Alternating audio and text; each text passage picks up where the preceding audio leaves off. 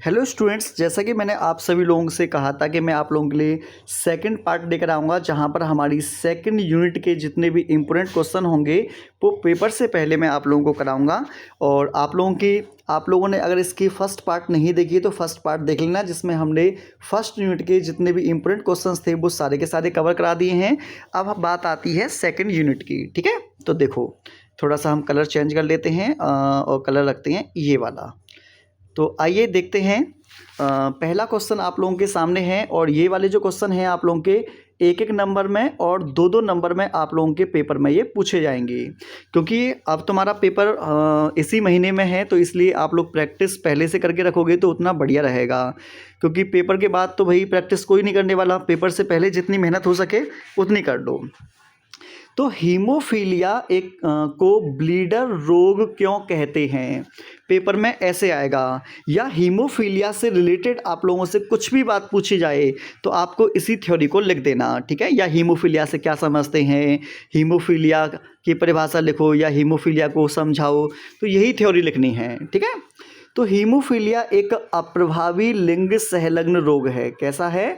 अप्रभावी लिंग संलग्न। इस बात पे थोड़ा नोटिस करना, पेपर में एक नंबर में अलग से आता है कि एक अप्रभावी लिंग संलग्न रोग का नाम बताओ, तो बता देना। ठीक है, और इसके जो जीन होते हैं ये भी ध्यान रखना, एक्स गुणसूत्र पर होते हैं, ये भी मैं थोड़ा सा बता दे रहा हूँ आप लोगों को। फिर इस रोग में चोट लगने पर रुधिर का थक्का नहीं बनता है।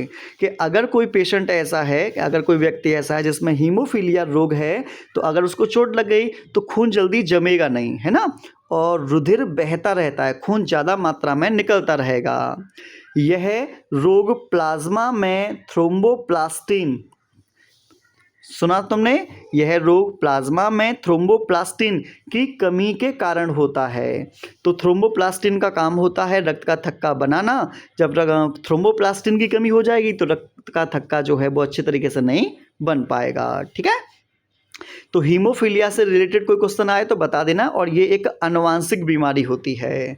आनुवांशिक बीमारी का मतलब ऐसा रोग जो एक पीढ़ी से दूसरी पीढ़ी में पहुंच जाता है जन्म से, तो उसे हम आनुवांशिक रोग बोलते हैं। ठीक है, अगला है F1 पीढ़ी की संतति समयुग्मजी अप्रभावी जनक के बीच किया क्रॉस। क्रॉस को संकरण बोलते हैं। क्या कहलाता है? इसका क्या उपयोग है ये भी बताना है। तो आप बताओगे यह परीक्षार्थ संकरण, इसको हम टेस्ट क्रॉस बोलते हैं। ठीक है, यह परीक्षण यह जानने के लिए किया जाता है कि प्रभावी फिनोटाइप वाला जीन समयुग्म जी मतलब कैपिटल टी है, या विषम युग्म G capital T small T है। आपको बता दें कैपिटल टी ये भी लंबा पौधा है, कैपिटल टी स्मॉल टी ये भी लंबा पौधा है। तो हम ये जानने के लिए करते हैं कि भैया वो शुद्ध लंबा है या वो संकर लंबा है। और अगर आप लोगों के पेपर में टेस्ट क्रॉस आता है तो भी आप यही थ्योरी लिख सकते हो। क्या बोलोगे? F1 की संतति व समयुग्मजी अप्रभावी जनक के बीच किया गया क्रॉस टेस्ट क्रॉस कहलाता है ना। उसके बाद में ये वाली लाइन लिख देना, आपका टेस्ट क्रॉस जो है ये भी आप लोगों का यहाँ से हो गया, है ना। चलो अगले क्वेश्चन की तरफ बढ़ते हैं। अगला क्वेश्चन बहुत प्यारा है और ये आप लोगों के एक नंबर में आएगा कि मनुष्य में वंशागत ऐसे दो लक्षण दीजिए जिनके जीन्स लिंग गुणसूत्र पर स्थित ना हो। ना बोला है उसने। तो सिकिल सेल एनीमिया, जिसको हैंसियाकार कोशिका रक्तता बोलते हैं, और दूसरा है गंजापन। ये दोनों बीमारी ऐसी होती हैं जिनके जीन लिंग गुणसूत्र पर मौजूद नहीं होते। ठीक है, फिर आप लोगों से पूछा जाएगा इस तरीके से, देखो कि वर्णांध व्यक्ति को रेलवे में ड्राइवर क्यों नहीं बनाया जाता, ये आएगा प्रश्न। तो तुम बोलोगे क्योंकि वर्णांध व्यक्ति लाल और हरे रंग में विभेद नहीं कर पाता। विभेद का मतलब अंतर नहीं कर पाता। ये रोग एक्स लिंग संलग्न रोग है और ये अप्रभावी जीन के कारण होता है। ठीक है ना। और आपको बता दें रेलवे में अगर हम इसको ड्राइवर बना देंगे तो ये सिग्नल को ठीक से नहीं पहचान पाएंगे। इस कारण से ऐसे व्यक्तियों को हम क्या नहीं करते, जो नियुक्त नहीं करते रेलवे में, है ना। और अगर आप लोग चाहते हैं ऐसे ही बेहतरीन क्लास को लेने के लिए तो A1 सर यूट्यूब चैनल आपको दिखाई दे रहा होगा, यहाँ पर है ना। इस क्लास को आप लोग सब्सक्राइब कर लो, बेल आइकन दबा दो और लाइक ज़रूर कर देना क्लास को। अगर क्लास पसंद आ रही हो तो क्लास को लाइक सभी बच्चे लोग अभी कर दें। अगला क्वेश्चन क्या कह रहा है, बहुत ही अच्छा प्रश्न है और यहाँ से आप लोगों को फुल नॉलेज मिलेगी। देखो क्वेश्चन ध्यान से सुनना। शिशु का रुधिर वर्ग ए है, मतलब एक बच्चे का ब्लड ग्रुप ओ उसने प्रश्न के अंदर ही दिया है। पिता का रुधिर वर्ग ए है और माता का रुधिर वर्ग बी है। तो जनकों के जीनोटाइप मालूम करें और अन्य संतति में प्रत्याशित जीनोटाइप की जानकारी प्राप्त कीजिए। जैसा कि तुम लोगों को पता होगा कि मनुष्य के अंदर ब्लड ग्रुप जो होते हैं 4 प्रकार के होते हैं, ए बी और ओ, 4 प्रकार के हो गए। ए ब्लड ग्रुप के जीनोटाइप 2 होंगे, आई ए, तो ये तो हो गया समयुग्मजीव ब्लड ग्रुप ए। आई ओ ये हो गया विषमयुग्मजीव ब्लड ग्रुप ए। बी के आई बी तो समयुग्मजीव ब्लड ग्रुप बी। आई ओ विषमयुग्मजीव ब्लड ग्रुप बी। आई बी तो ये जो है ए बी का बस एक होता है, और ओ आई ओ ये हो गया ओ का। तो जीनोटाइप की संख्या अगर तुम देखोगे तो टोटल कितनी होगी, 6, 1 2 3 4 5 6, ठीक है। तो जीनोटाइप जो होते हैं 6 होते हैं, ठीक है ना। अब हम चलते हैं प्रश्न की तरफ। तो देखो एक तरफ तो उसने लिया कौन सा, विषमयुग्मजीव ब्लड ग्रुप ए, और दूसरी तरफ लिया विषमयुग्मजीव ब्लड ग्रुप बी। अब इस आई बी का क्रॉस कराया, ये आ गया ए बी। आई का क्रॉस कराया, ये आ गया ए।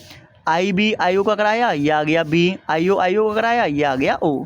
तो 4 प्रकार के ब्लड ग्रुप देखने को मिलेंगे और सभी का अगर हम परसेंटेज निकालें तो सभी आएंगे 25-25%, क्योंकि सभी अलग हैं।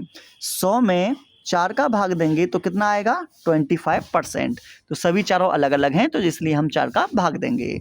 और ना एक बात और बता दे रहा हूँ यहीं पर आपको कि ए बी ब्लड ग्रुप को सर्वग्राही कहते हैं क्योंकि ये सभी से खून ले सकता है, और ओ को सर्वदाता कहते हैं क्योंकि ये सभी को खून दे सकता है, ठीक है। चलो आगे अगला क्वेश्चन आप लोगों के सामने, बिंदु उत्परिवर्तन क्या है, एक उदाहरण दीजिए।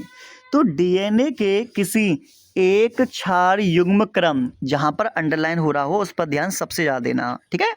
क्रम में होने वाला परिवर्तन बिंदु उत्परिवर्तन, जिसको पॉइंट म्यूटेशन कहते हैं, है ना। और इसका एग्जाम्पल सिकल सेल एनीमिया आएगा। हर थ्योरी के अंदर जहाँ जहाँ मैंने एग्जाम्पल दे रखा है, एग्जाम्पल को अच्छी तरीके से करके जाना, क्योंकि कभी कभी वो एग्जाम्पल से क्वेश्चंस बना लेता है, मैंने कई बार देखा है। अगला, इस तरीके के प्रश्न भी आप लोगों के पेपर में आते हैं। बहुत से लोग ऐसे हैं जो छोड़ के चले आते हैं, उनको नहीं पता कैसे करना होता है।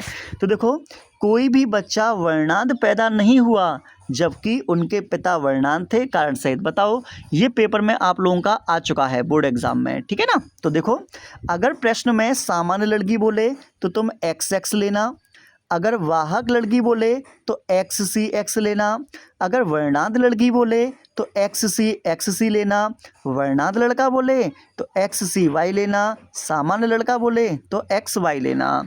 ये तुम्हें दे रखे होंगे, ये वाले तुम्हारे प्रश्न के अंदर होंगे, और ये तुम्हें कन्वर्ट करना है जब क्वेश्चन को आप सॉल्व करेंगे तब। जैसे उसने बोला कि पिता वर्णांध थे, तो पिता वर्णांध, तो पिता का मतलब पिता लड़का होगा, तो ये ला, तो XCY ये मैंने ले लिया, ठीक है। पहले आप क्या काम करना, पहले ऐसे 4 बॉक्स बनाना, और जैसे 4 तुम्हारे बॉक्स बन जाए तो एक तरफ लड़का हो गया। अब माता कैसे लेनी है, माता लेनी है तुम्हें सामान्य माता, मतलब XX। इस X का इसके साथ कराएंगे तो XCX, इसका इसके साथ कराओगे तो XCX। तो दोनों लड़कियां जो हैं वाहक हो गई, पर इन वाहक का मतलब होता है कि इन लड़कियों के अंदर बीमारी नहीं होगी, इन लड़कियों के जो बच्चे होंगे उनमें बीमारी होगी। ये X है और ये Y है तो XY, ये X है ये Y है तो हो गया XY। तो दोनों लड़के कैसे होंगे, बिल्कुल नॉर्मल होंगे। तो इस तरीके के जो क्वेश्चन हैं ये सॉल्व किए जाते हैं। मैंने पहले बता दिया, ये तुम्हें पेपर में मिलेगा और ये तुम्हें कन्वर्ट करना होगा। क्वेश्चन सॉल्व करने से पहले ध्यान रखना, 4 X से बॉक्स बनाने हैं, लड़का को इधर रख देना, लड़की को इधर रख देना, दोनों का क्रॉस करा के बॉक्स में रख देना, ठीक है। चलो अगला है हमारा क्वेश्चन कि एलील या एलीलोमॉर्फ किसे कहते हैं, ये है। तो विपरीत लक्षणों वाले युग्मों को क्या कहा जाता है, एलील कहते हैं। जैसे पौधे की लंबाई के लिए लंबापन बौनापन एक दूसरे का अपोजिट हो गया, तो ये हो गया एलील। बीज के लिए गोल और झुर्रीदार, ये हो गया हमारा एलील। तो इस तरीके से आप लोगों ने जो जेनेटिक्स चैप्टर है, जेनेटिक्स चैप्टर के मोस्ट इंपोर्टेंट एक एक नंबर के और दो दो नंबर के क्वेश्चंस को आप लोगों ने सॉल्व कर लिया है। अब हम चलते हैं इससे अगले चैप्टर पर, जो कि वंशागति का आणविक आधार होगा। अब हम आप लोगों को कराएंगे वंशागति का आणविक आधार, है ना, मॉलिक्यूलर बेसिक ऑफ इनहेरिटेंस। आपको बता दें सेकेंड यूनिट जो है मोस्ट इंपोर्टेंट है, 28 नंबर का बोर्ड एग्जाम में यहाँ से क्वेश्चंस पूछे जाते हैं, तो इसलिए सारे के सारे पॉइंट्स को ध्यान से देखना। तो आप लोगों के सामने पहला क्वेश्चन है ना, ये क्वेश्चन भी तुम्हारे एक एक नंबर में और दो दो नंबर में बोर्ड एग्जाम में लगातार पूछे जा रहे हैं। तो ये कह रहा है हम लोगों से कि डीएनए में पाई जाने वाली 4 न्यूक्लियोटाइड इकाइयों के नाम लिखिए। ये तुम्हारे पेपर में तो हाल ही में पूछा गया है, तो इसीलिए प्रॉपर याद करो। Deoxy adenosine monophosphate, deoxy guanosine monophosphate, deoxy cytidine monophosphate, deoxy thymidine monophosphate. आप सभी ने देखा कि सभी के पीछे मोनोफॉस्फेट है और सभी के आगे डीऑक्सी है, तो एक बार याद कर लेना डीऑक्सी, सब में लगा देना। एक बार याद कर लो मोनोफॉस्फेट, सब में लगा देना। मेन पॉइंट जो है जो मैंने बॉक्स में रख दिए हैं, ये सभी मेन पॉइंट्स हैं, ठीक है। आगे बहुत ही अच्छा प्रश्न है ये वाला भी। तो देखो, कोडॉन की के 2 कार्य लिखो। किसके लिए? एयूजी के लिए। एयूजी बहुत बार पेपर में आ चुका है। तो यह जो होता है ये समारंभ कोडॉन है। समारंभ कोडॉन बोलो या आरंभ कोडॉन बोलो या शुरुआती कोडॉन बोलो, एक ही बात है। और एयूजी जो होता है ये मीथियोनिन नामक एमिनो अम्ल को कोड करने का महत्वपूर्ण कार्य करता है, ठीक है ना। फिर अगला क्वेश्चन, ये तुम्हारे 2024 में आया था। फ्रेडरिक ग्रिफिथ, ये साइंटिस्ट थे, ने किस जीवाणु, जीवाणु मतलब बैक्टीरिया, का उपयोग करके अपने शोध में, शोध मतलब एक्सपेरिमेंट में किया था? इस जीवाणु द्वारा जनित रोग का नाम मतलब बीमारी का नाम बताओ। तो इन्होंने डिप्लोकोकस निमोनी, ये बैक्टीरिया होता है, क्या बोलोगे? डिप्लोकोकस निमोनी बैक्टीरिया का इस्तेमाल करके इन्होंने इस्तेमाल किया, और इस बैक्टीरिया से बीमारी होती है जिसको हम बोलते हैं निमोनिया। फिर देखो, डीएनए पैकेजिंग, अच्छा प्रश्न है, न्यूक्लियोसोम से रिलेटेड करता है ये। तो डीएनए पैकेजिंग, पैकेजिंग मतलब पैक करना में हिस्टोन का क्या अर्थ है? तो आपको बता दें जो डीएनए होता है चारों तरफ लिपटा हुआ होता है हिस्टोन प्रोटीन के। तो हिस्टोन ये एक प्रोटीन का नाम है, ठीक है। हिस्टोन प्रोटीन ग्लाइसिन व आर्जिनिन समृद्ध होने के कारण क्षारीय होती हैं। तो लाइसिन और आर्जिनिन 2 ऐसी हमारी प्रोटीन हैं जो कि क्षारीय प्रकृति की होती हैं। ये अम्लीय प्रकृति के डीएनए, तो डीएनए की प्रकृति क्या होती है? डीएनए की प्रकृति अम्लीय होती है। तो सभी लोग कमेंट करके बताओ मुझे कि डीएनए का पूरा नाम क्या है। सभी बच्चे लोग कमेंट करो। को लपेटने के लिए कोर प्रदान कर न्यूक्लियोसोम नामक रचना बनाती है। इस प्रकार के लंबे डीएनए अणु की पैकेजिंग आसान हो जाती है, जिससे लंबा रेखीय डीएनए अणु छोटे से केंद्रक के अंदर समा पाता है। तो ये हमारा हो जाएगा क्या? Histone protein. इसके चारों तरफ जो है क्या होगा कि इसके चारों तरफ ऐसे जो डीएनए है वो इस तरीके से लिपटा हुआ होता है, ठीक है ना। तो इससे क्या होता है कि बड़े बड़े जो डीएनए अणु होते हैं ना वो आसानी से क्या होते हैं, आसानी से केंद्र के अंदर समा पाते हैं। अगर आप लोगों ने A1 सर यूट्यूब चैनल को अभी तक सब्सक्राइब नहीं किया है तो जल्दी से सब्सक्राइब कर लो और बेल आइकन ज़रूर दबा देना, ठीक है। अगला तुम्हारे सामने कॉन्सेप्ट कि यदि एक द्विरज्जु की डीएनए में 20% साइटोसिन है तो डीएनए में मिलने वाले, है ना, ग्वानिन के परसेंट की गणना करो।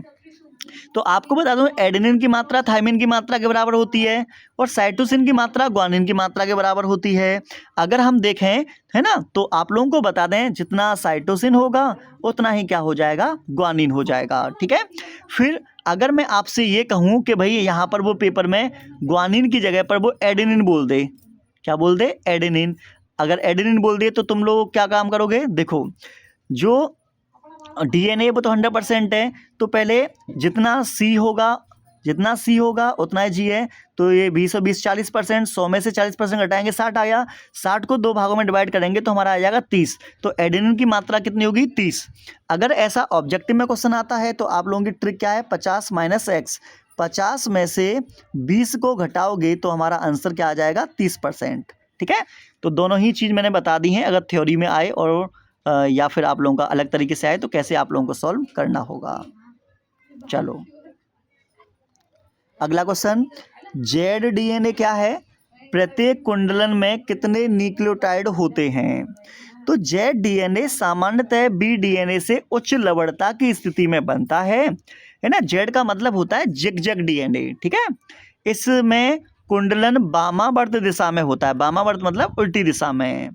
इसके हेलिक्स का व्यास होता है 18 एंगस्ट्रॉम। कितना? 18 एंगस्ट्रॉम। इसकी रचना टेढ़ी मेढ़ी होती है, टेढ़ी मेढ़ी मतलब जिगजैग, तभी तो बनाया हमने जेड डीएनए। प्रत्येक कुंडलन में 12 जोड़ी न्यूक्लियोटाइड मिलते हैं। जो सामान्य डीएनए होता है उसको बी डीएनए कहते हैं, और बी डीएनए में 10 जोड़ी न्यूक्लियोटाइड छाल होंगे, है ना। और जो जेड डीएनए होता है उसमें होते हैं 12 जोड़ी। क्लियर है ना। आगे आप लोगों के सामने अगला क्वेश्चन दे रखा है कि ओपेरॉन को परिभाषित करो। पेपर में ओपेरॉन तब आता है जब पेपर टफ ज़्यादा होता है तब, है ना।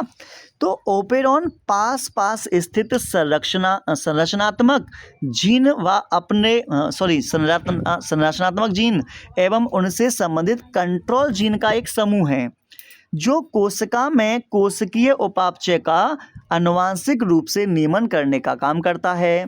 तो ओपेरॉन नियामक जीन होंगे, इसके अंदर प्रमोटर जीन होंगे, प्रचालक जीन होंगे और संरचनात्मक जीन होंगे। तो ओपेरॉन के अंदर इस प्रकार से 4 प्रकार के जीन देखने को मिलेंगे। ठीक है, जिससे ये पूरी कोशिका पर क्या कर सकता है, आराम से कंट्रोल कर सकता है। नेक्स्ट क्वेश्चन, ऐसे 3 विषाणु को हम वायरस बोलते हैं कि नाम बताओ जिनमें आरएनए आनुवांशिक पदार्थ होते हैं।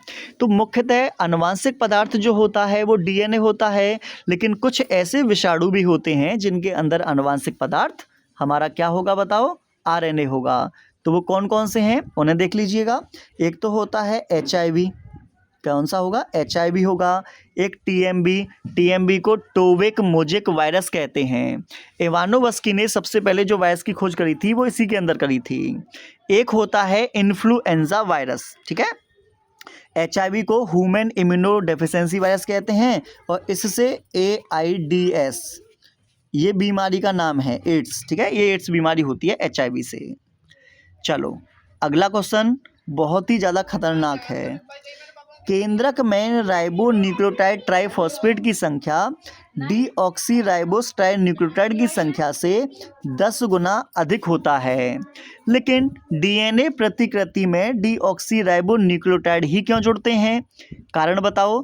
तो आपको बता दूं केंद्रक के अंदर बहुत सारे राइबो न्यूक्लियोटाइड होते हैं, लेकिन जब डीएनए बनना होता है तो सिर्फ डीऑक्सीराइबोस ट्राई न्यूक्लियोटाइड की संख्या से ही क्यों जुड़ता है, कारण बताते हैं। ये देखो बहुत अच्छा प्रश्न है। तो डीएनए प्रतिकृति मतलब डीएनए का बनना।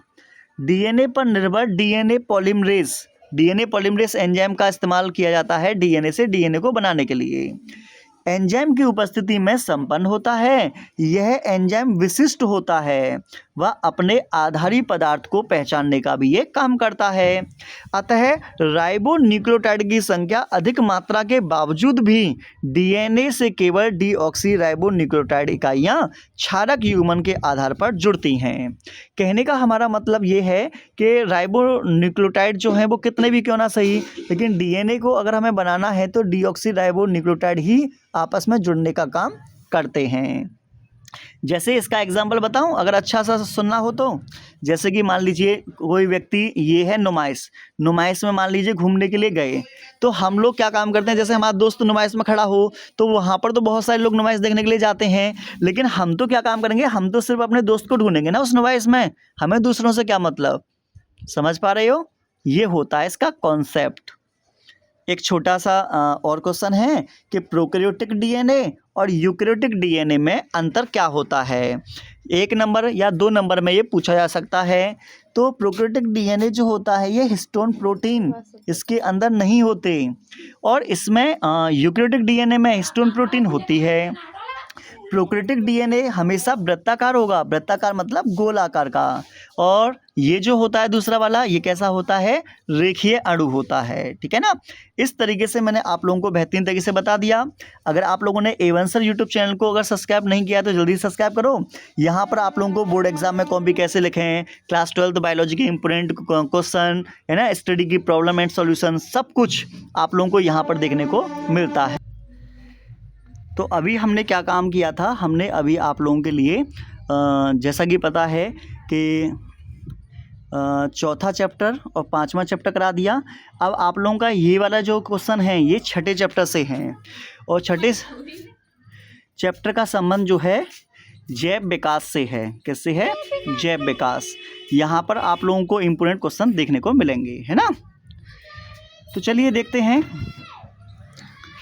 ये एक एक नंबर और दो दो नंबर के क्वेश्चन है, ठीक है। प्रजाति की परिभाषा लिखिए।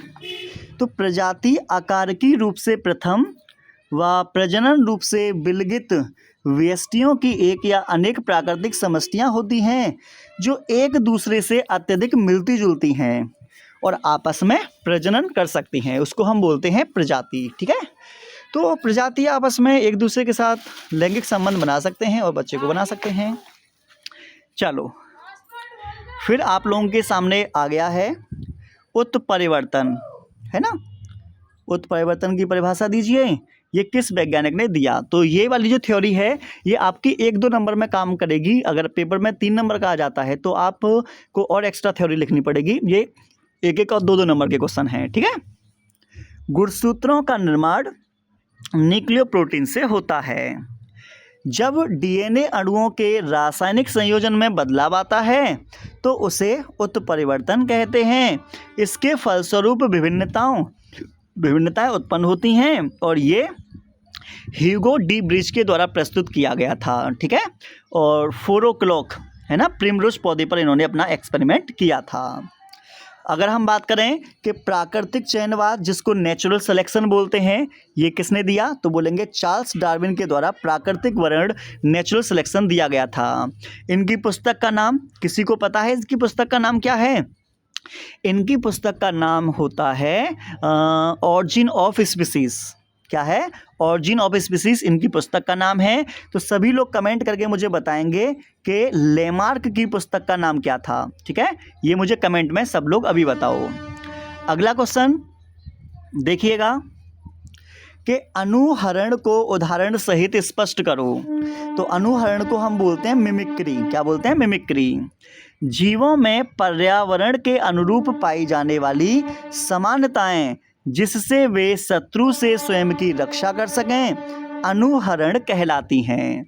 और इसमें आप लोग देख रहे हैं परिणाम कीट। परिणाम कीट का मतलब होता है पत्ती जैसा दिखने वाला कीड़ा, है ना। अगला क्वेश्चन मोस्ट इंपोर्टेंट कि भैया जैव विकास क्या है, ठीक है। तो प्रारंभिक निम्न कोटि के सरल जीवों से समय के साथ क्रमिक परिवर्तन द्वारा विकसित एवं जटिल जीवों की उत्पत्ति को उद्विकास, चाहे तो उद्विकास बोलो चाहे जैव विकास बोलो, एक ही बात होती है। जब पृथ्वी का निर्माण हो रहा था उस समय सरल कोटि के जीव थे, है ना। लेकिन लगातार भैया इस पृथ्वी पर डायनासोर जैसे भी जीव रहे हैं, है ना। तो प्रकृति की वातावरणीय दशाएं बदलती रहती हैं।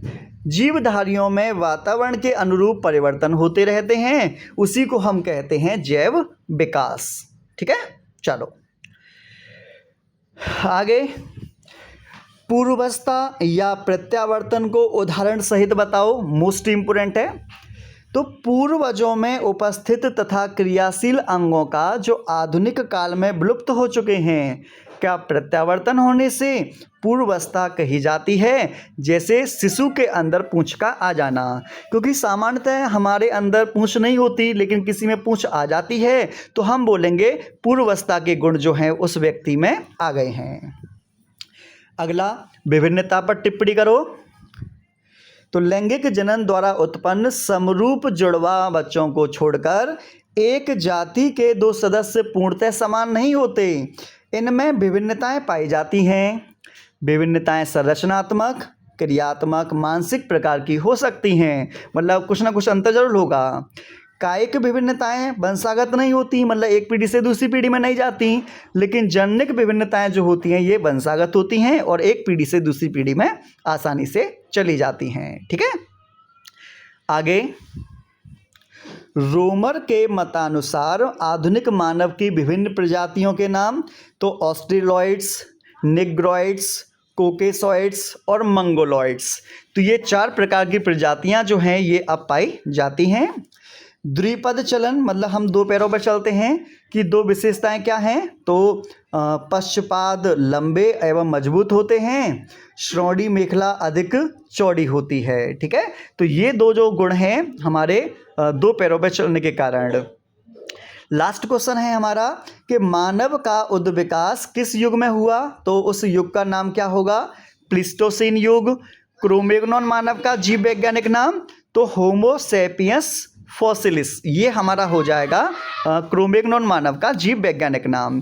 तो इस तरीके से मैंने आप लोगों को कंप्लीट जो यूनिट है, कौन सी वाली, सेकंड यूनिट, और इस सेकंड यूनिट में मैंने आप लोगों को 1, 2, 3 चैप्टरों के जितने भी 1-1 नंबर के और 2-2 नंबर के क्वेश्चन हैं वो सभी मैंने आप लोगों को पढ़ा दिए हैं जो आप लोगों के पेपर में पूछे जाएंगे। अगर आप लोगों को हमारी क्लास पसंद आए तो क्लास को सभी बच्चे लोग लाइक करिएगा, चैनल को सब्सक्राइब करिएगा और बेल आइकन ज़रूर दबा दें। ठीक है, जिससे हमारी वीडियो आप सभी लोगों तक पहुंच सके। उसके साथ साथ में बहुत से बच्चे लोगों को बायोलॉजी से डर लगता है, तो उन सभी बच्चे लोगों को इस वीडियो को शेयर ज़रूर करना, जिससे कि बायोलॉजी का डर निकल जाएगा। पेपर में जो क्वेश्चन मैं पढ़ा रहा हूँ, जो समझा रहा हूँ, बहुत आसान भाषा में समझाई जा रही हैं, ये वाले क्वेश्चन आप लोगों के पेपर में देखने को मिलेंगे। आप लोगों को क्लास कैसी लगी कमेंट में ज़रूर बताना और ऐसी इंटरेस्टिंग वीडियो देखने के लिए चैनल को सब्सक्राइब जरूर करना। मिलेंगे आप लोगों को नेक्स्ट वीडियो में। जय हिंद, जय भारत।